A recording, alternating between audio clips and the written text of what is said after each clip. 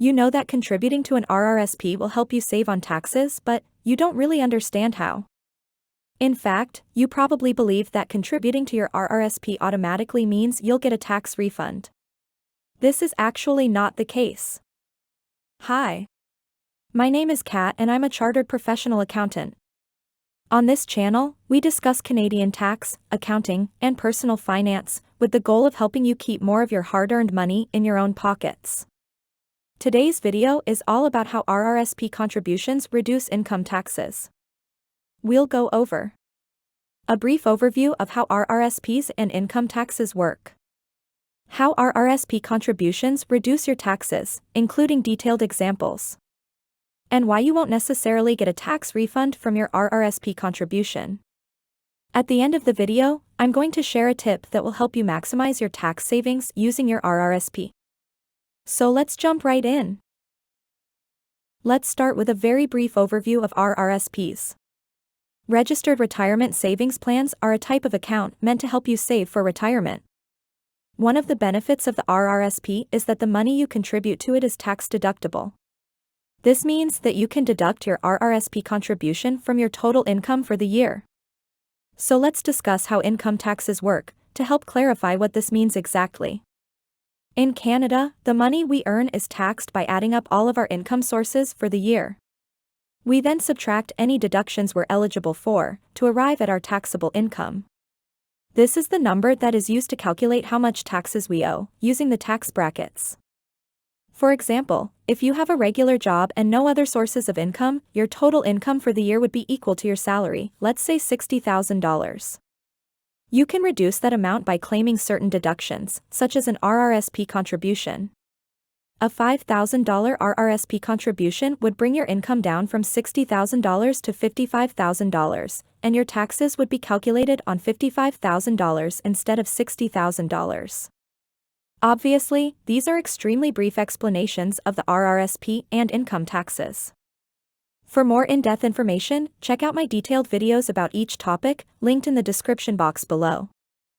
Next, let's go over some detailed examples to see exactly how RRSP contributions reduce your taxes. We have 5 individuals, each with a salary that falls within a different federal tax bracket.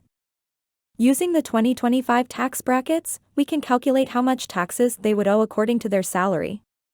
For example, Amanda would owe $7,500 and Robert would owe just over $43,000. Now let's say they all made the same $10,000 contribution to their RRSP. This reduces each of their income by $10,000. For example, Max's income went from $100,000 to $90,000, and Nicole's income went from $260,000 to $250,000. Their taxes are now calculated on the reduced amount instead of the full salary. Amanda's taxes are now $6,000 instead of $7,500.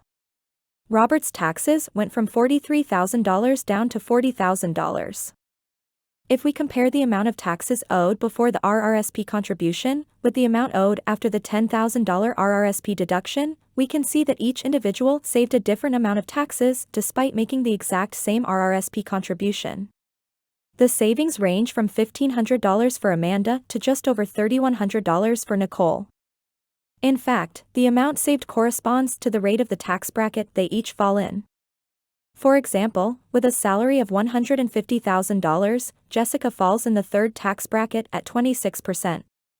She therefore saved 26% of her $10,000 RRSP contribution, or $2,600. The same is true for everyone except Nicole.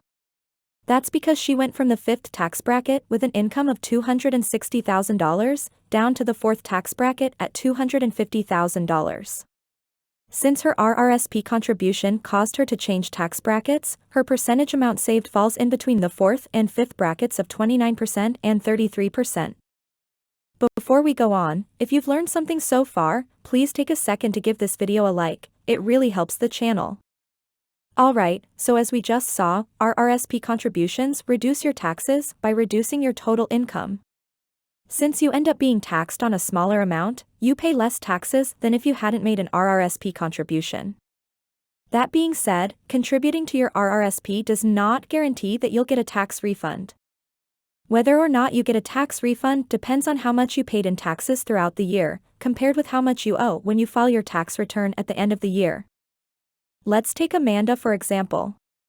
Her salary is $50,000, which means her federal taxes would be $7,500. As an employee, Amanda's employer withheld income taxes directly off each of her paychecks throughout the year. If the total amount withheld was $7,500, Amanda would not owe any money at tax time, and she also would not receive a refund. If the total amount withheld by her employer was $8,000, Amanda would receive a refund of $500. On the other hand, if the amount withheld was only $7,000, Amanda would actually have to pay $500 after filing her tax return. Now what if Amanda's employer withheld $10,000? Would she get a refund or would she owe taxes? How much would the amount be? Let me know in the comments. The reason employees usually get a tax refund after making an RRSP contribution is because employers withhold taxes based on your salary. In theory, the amount withheld should be about equal to the amount owed, resulting in no refund and no balance owing. Since your employer doesn't take into consideration your RRSP contribution when calculating how much taxes to withhold on your paychecks, you're likely to get a refund. That's because your taxes will be calculated on an amount which is lower than your salary, as we saw in our examples. In other words, the amount withheld by your employer will be higher than the amount of taxes you end up owing. However, if the amount withheld by your employer is too low for whatever reason, an RRSP contribution will not guarantee you a tax refund. This often happens when a person has more than one job because each employer is not aware of the income from the other job. Moreover, if you have income from other sources outside of your job, such as from self-employment or a rental property, an RRSP contribution will help offset that additional income, but it won't necessarily result in a refund either. If you'd like more information on how to get a tax refund, have a look at my video linked in the description box below. Now that we understand how RRSP contributions reduce income taxes, I want to share a tip that will help you maximize your tax savings using your RRSP. As we saw in our example, the amount each person saved by making the exact same RRSP contribution was different, because they each had a salary that fell into a different tax bracket. This means that in order to maximize your tax savings, you should claim RRSP deductions in the years when your income is highest. For example, let's say you currently earn $50,000, and you know that you'll be earning more in the coming years, maybe $70,000. If you deduct your RRSP contribution this year, you'll save 15% of your contribution in taxes. But if you wait to deduct the contribution when your salary is $70,000, you'll save 20.5% of your contribution, or 5.5% more.